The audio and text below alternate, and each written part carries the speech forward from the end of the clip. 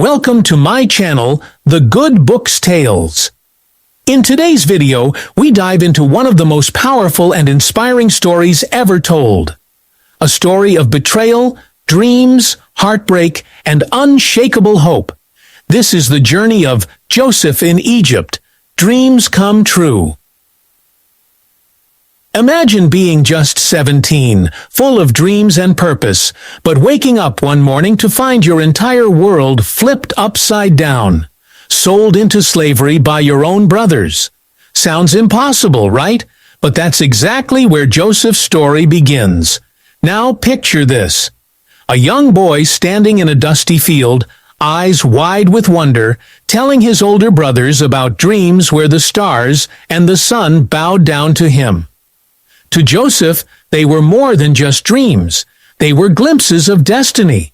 But to his brothers, those dreams were fuel for envy, a reason to silence him. They didn't see a dreamer. They saw a threat. And so, out of jealousy, they did the unthinkable. They threw him into a pit and then sold him. Just like that, Joseph went from being his father's favorite to a slave in a foreign land. Egypt, a place of power, mystery, and danger. It was here, far from his family, that Joseph's real story unfolded. Imagine being alone, misunderstood, carrying only your dreams and a heart full of faith. No support, no promises, just hard labor and long days. But Joseph didn't give up. Instead of growing bitter, he grew wiser. Instead of cursing his fate, he chose to trust the process. And slowly, something unexpected began to happen. He found favor. Even as a slave in Potiphar's house, Joseph stood out. He worked with excellence. He earned respect. But just when things seemed to be improving, another storm hit. A false accusation, a broken trust. And suddenly, Joseph was in prison. Once again, left in the shadows, forgotten. Or was he? Here's where the story takes a turn. Even in prison, Joseph's gift didn't die. His dreams may have seemed distant, but his ability to interpret others' dreams began to open doors. Pharaoh's cupbearer, a forgotten dream, a mysterious message. All of it begins to piece together. Because when Pharaoh himself is troubled by dreams no one can understand, word of Joseph's gift reaches the palace. And just like that, a slave is brought before the most powerful man in the land. But will Pharaoh believe him? Will Joseph finally see his own dream come to pass? Or will he be cast aside once again? In this unfolding journey of faith, destiny, and dreams that refuse to die, we'll witness how Joseph's path, though filled with betrayal and heartbreak, becomes a blueprint of hope for anyone who's ever felt lost or broken. Whether you're familiar with the story or hearing it for the first time, prepare yourself for twists you didn't expect and moments that will stay with you long after the video ends. But just when Joseph thinks he's stepping into the moment, something happens, something that will test everything he's ever believed. Stay with me, because this story is just getting started. Don't forget to like, subscribe, and hit the bell, because in the next part, we dive deep into the palace, the dreams that shook a kingdom, and the moment Joseph finally stands face to face with destiny. Joseph stood in front of Pharaoh, a foreigner, a former slave, a prisoner. Yet something about him was different. The room was silent, eyes watching, hearts waiting. Pharaoh, ruler of the mighty Egyptian empire, was restless. His dreams had disturbed him deeply, and none of his wise men could explain them.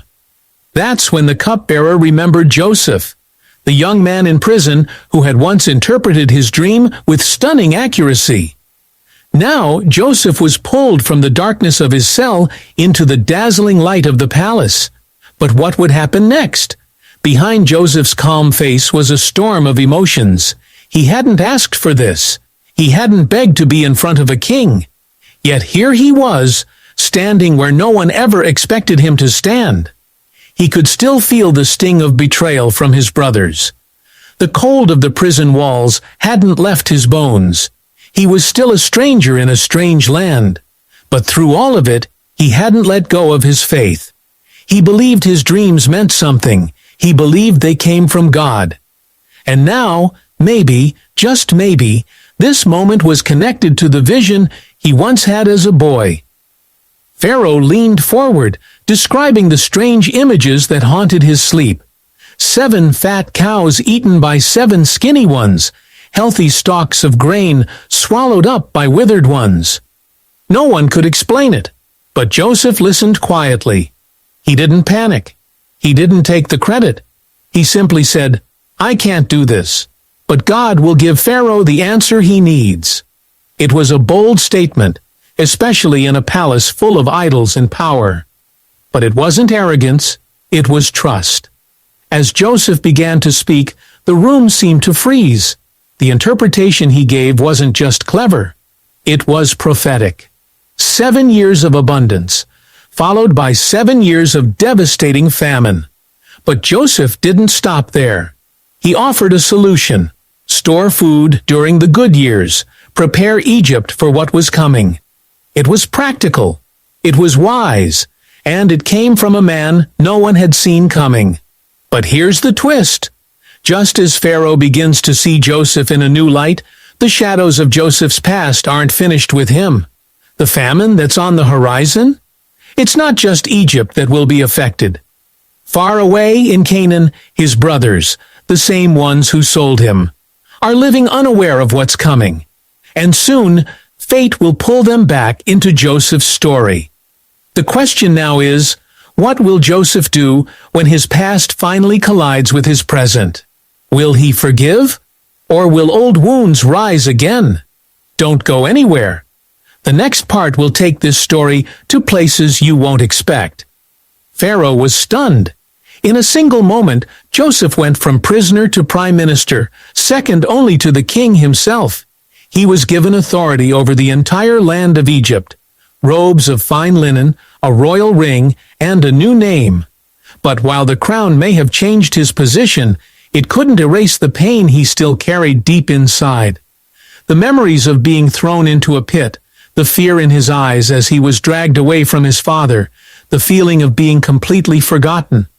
Those wounds still lived under the surface, and now the clock had started ticking. The 7 years of plenty rushed in like a flood. Joseph led Egypt with wisdom, organizing massive storehouses, overseeing harvests, preparing for the storm ahead. His leadership saved lives. His gift was undeniable. Yet beneath all the success, something was still missing. As the famine began to tighten its grip, not just Egypt, but the surrounding nations felt its weight. Crops failed. Wells dried up, hunger spread, and far away, back in Canaan, Joseph's brothers were running out of options. They had no idea that the man who held the keys to Egypt's grain, the one who could save their lives, was the same brother they had betrayed. They only knew they had to survive. Their father, Jacob, heartbroken but desperate, sent them to Egypt to buy food, unaware that destiny was about to call them into account. Meanwhile, Joseph saw them before they saw him. 10 familiar faces walked through the palace gates, unaware they were walking straight into the past they thought they'd buried. Joseph recognized them instantly, but he didn't say a word. He didn't reveal who he was. Instead, he watched. He waited. And a plan began to form, one that would test them all. Joseph stared at his brothers, and for a moment, time froze. After all these years, they were right in front of him, begging for food, unaware they were standing before the very person they had once sold for silver. His heart pounded. He had every reason to turn them away, to let them suffer the consequences of what they did. But instead of acting on anger, Joseph did something unexpected. He spoke to them in Egyptian, using an interpreter, hiding his true identity. He began testing them, not for revenge, but for truth. Had they changed? Were they still the same men who had once betrayed their own flesh and blood? He accused them of being spies. Their confused faces told him they were not prepared for this. Desperate to prove their innocence, they mentioned their family back home, an old father and a youngest brother, Benjamin, who had stayed behind. When Joseph heard Benjamin's name, his heart cracked open. That was his full brother, the only one who hadn't betrayed him. Joseph demanded they bring Benjamin to Egypt if they wanted more grain. He held one brother, Simeon, as a guarantee. The rest returned home, torn between fear and guilt, knowing they'd have to face their father with the news. Back in Canaan, Jacob was heartbroken at the idea of losing Benjamin, but hunger forced his hand. When the brothers finally returned to Egypt with Benjamin, Joseph saw him for the first time in years. Emotions surged, but still he stayed silent. The tests weren't over. Joseph arranged a final trap. He secretly placed his silver cup in Benjamin's bag, then accused him of theft. The brothers were shocked, and now, faced with the possibility of losing Benjamin, just like they'd once lost Joseph, everything came to a boiling point. The tension in the room was unbearable. The guards surrounded the brothers. Benjamin stood frozen, confused, the silver cup clutched tightly in the hand of a servant. He didn't understand how it got there. Neither did the others. But Joseph did. He had set the trap himself. Not to punish, but to see what they would do. Years ago, when he cried from the bottom of that pit, no one stood up for him. No one spoke in his defense. But now, everything hinged on their next move. Would they walk away again? Would they let their youngest brother suffer while they returned home free? That's when something unexpected happened. Judah, the same brother who once convinced the others to sell Joseph, stepped forward. His voice trembled, but his heart was steady. He begged, not for himself, but for Benjamin. He spoke of their father's grief, of the sorrow that would crush Jacob if Benjamin didn't return. He even offered himself as a slave in Benjamin's place. It wasn't just words, it was repentance, raw and real. And for the first time, Joseph saw something he never thought he would. Change. But just as Joseph's emotions began to crack beneath the surface, another twist emerged, one that no one saw coming. As Judah spoke, he mentioned something Joseph hadn't known. Their father had never truly recovered from losing him. Jacob had believed Joseph was dead all these years, and the grief had aged him, broken him, changed everything. Joseph realized that while he had suffered in Egypt, his father had suffered in silence back in Canaan. Suddenly, the past hit harder than before. The brothers didn't just carry guilt, they carried scars. Joseph wasn't the only one who had been wounded by betrayal. The pain had spread further than he ever imagined, and now, standing at the edge of truth, Joseph faced an even deeper question. He could reveal himself right now. He could end the suffering, the secrets, the silence.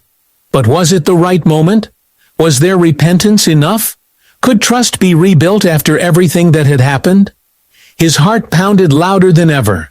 The power was in his hands. But forgiveness, that would cost more than anything else. And the moment to choose was coming fast. Joseph couldn't hold it in any longer. The weight of the years, the betrayal, the silence, and the brokenness. It all came crashing down. His eyes filled with tears. He ordered everyone out of the room except his brothers. The guards left. The doors shut behind them, and the silence hung thick in the air. Then Joseph broke down. He wept so loudly that even Pharaoh's servants could hear him from outside. The brothers stood frozen. They didn't know what was happening. Then came the words that shattered their world. "I am Joseph." At first, they didn't believe it. How could the powerful Egyptian ruler in front of them be the brother they'd sold so long ago? But as he spoke in their language, as he mentioned details only Joseph could know, their hearts dropped. Fear swept through the room. The very person they had once betrayed now had the power to destroy them. But Joseph didn't raise his voice. He didn't seek revenge. Instead, he did something none of them expected. He forgave. He told them not to be afraid, that what they meant for harm, God had used for good. That his suffering had brought him to Egypt so that he could save lives. He embraced them, weeping with the very men who once left him for dead. It was a reunion no one could have imagined. The years of silence were finally over. The truth had come to light, and the family, broken for so long, was beginning to heal. But just when it seemed like everything was resolved, Joseph revealed one more twist. He told them to go back to Canaan and bring their father to Egypt to live safely during the rest of the famine. But there was something else he hadn't shared. Pharaoh, deeply impressed by Joseph, had already made arrangements for Jacob's entire household to settle in the best land in Egypt. It was more than survival. It was restoration. The brothers left stunned, overwhelmed by the grace they had received. But, as they traveled home to face their father, one final question lingered. How would Jacob react when he learned the truth? That his beloved son wasn't dead, and that the truth had been kept from him all these years. That final moment was still ahead, and nothing would ever be the same again. As the brothers returned to Canaan, the desert wind carried a different weight. This time, it wasn't guilt or fear. It was hope. Still, their hearts were heavy with the thought of facing their father. How do you tell a grieving man that his son, long believed to be dead, was alive all along? And how do you explain that it was your own hands that sent him away? When they finally reached home, Jacob sat quietly, aged and tired. The brothers approached, hesitant. Then the words came, "Joseph is alive." At first Jacob didn't believe them. The shock was too much, but as they spoke, as they described everything they had seen, Joseph's position in Egypt, the way he spoke of his father, the tears in his eyes, something changed in Jacob. The sorrow he had carried for years began to lift. His heart stirred again with life, and he whispered, "I will go and see him before I die." The journey back to Egypt was long, but filled with new energy. And when father and son finally saw each other after all those years, it wasn't loud. It was quiet, emotional, and deeply human. Joseph wept on his father's shoulder for a long time. Jacob simply held him. No words could carry the weight of what they both had lost and what they had now regained. Pharaoh welcomed Jacob and his family with open arms. They were given land in Goshen, a place to settle and thrive during the remaining years of famine. Joseph continued to serve with wisdom and integrity, respected by the people of Egypt. But he never forgot where he came from. His pain, his dreams, his faith, they had shaped him into the man he had become. The story of Joseph in Egypt is more than just a tale of dreams coming true. It's about family, forgiveness, and faith that survives the darkest seasons. It shows us that even when things seem broken beyond repair, restoration is still possible. And sometimes, the dreams we hold on to, no matter how distant, can still come to pass in ways we never expected. Thank you for watching this journey unfold. If Joseph's story inspired you, don't forget to like, subscribe, and share it with someone who needs a reminder that hope is never lost. See you in the next video on The Good Book's Tales.